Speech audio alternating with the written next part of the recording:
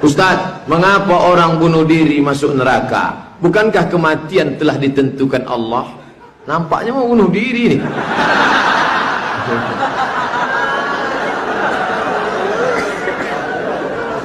Syekh Muhammad Said Ramadan Al-Buti menulis kitab judulnya Al-Insan Bainal Musayyar wal Mukhayyar. Manusia antara dijalankan dan berjalan sendiri. Manusia antara dipilihkan dan memilih sendiri.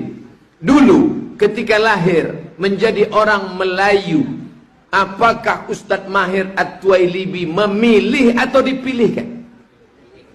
Bapak jadi orang Jawa, memilih atau dipilihkan? Dipilihkan. Maka kita tak boleh ejek orang, Batak, Cina, tak boleh.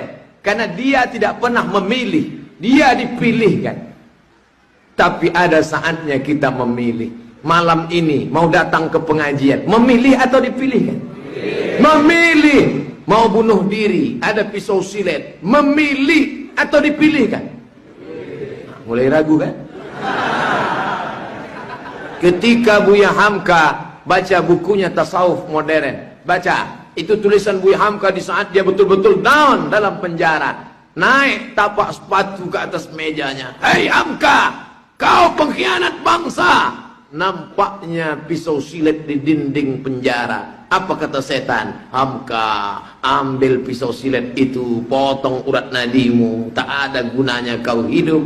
Kau di Maninjau, Sumatera Barat, diangkat sebagai datuk nenek mama orang Minangkabau. Dan sekarang engkau bergelar doktor dari Al-Azhar honoris causa. Sekarang kau dituduh sebagai pengkhianat, mau menjual negara ke Malaysia.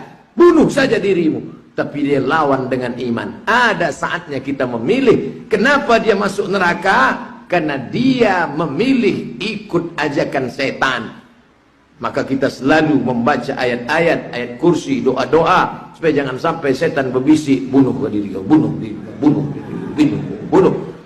Di kantor ditekan atasan, di jalan ditangkap polisi, di rumah ditekan bini, stres, menengok baygon macam Coca-Cola, akhirnya bunuh diri, neraka jahanam. Makanya kau mesti banyak-banyak solat. Wasta'inu bis sabri wassalah. Sekarang saya mau minum dari botol pakai tangan kiri atau dari teban kanan dengan gelas, memilih atau dipilihkan?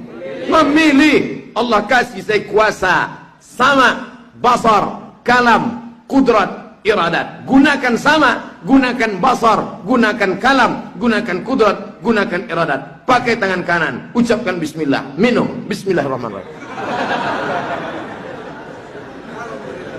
Alhamdulillah. Saya mau nanya Ustaz, saya melarang dan mencaci maki orang untuk melakukan hal yang dilarang Allah, tapi saya sebenarnya masih belum bisa meninggalkan sesuatu yang saya larang itu. Gimana tuh Pak Ustaz? Kabura maqtan indallah, murka yang paling besar di sisi Allah. Antaqulu ma la taf'alun, kau bicara tapi kau tidak lakukan. Ini umum, dia tak sebutkan apa larangan yang kau orang suruh larang tapi kau lakukan itu apa? Pacaran. Kau jangan pacaran, nikahlah. Ini yang banyak, ini ngaji ini kan anak-anak muda nih, aktivis kampus. Jangan pacaran, jangan pacaran. Pacaran dia 5. Berhentilah pacaran. Ustadz Felix Yao kan udah keluarkan buku, udah putusin aja.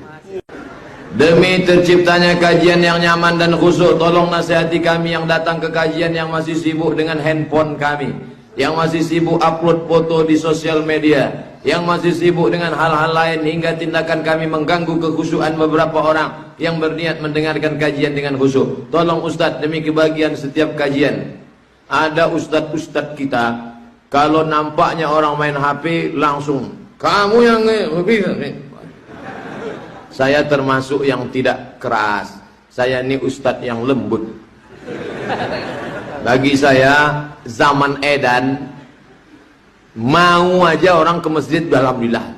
Itu saya agak lunak saya dalam masalah itu. Jadi kalau ada orang mengatakan Ustadz Somad itu ustadz keras, itu tuduhan yang menyakitkan.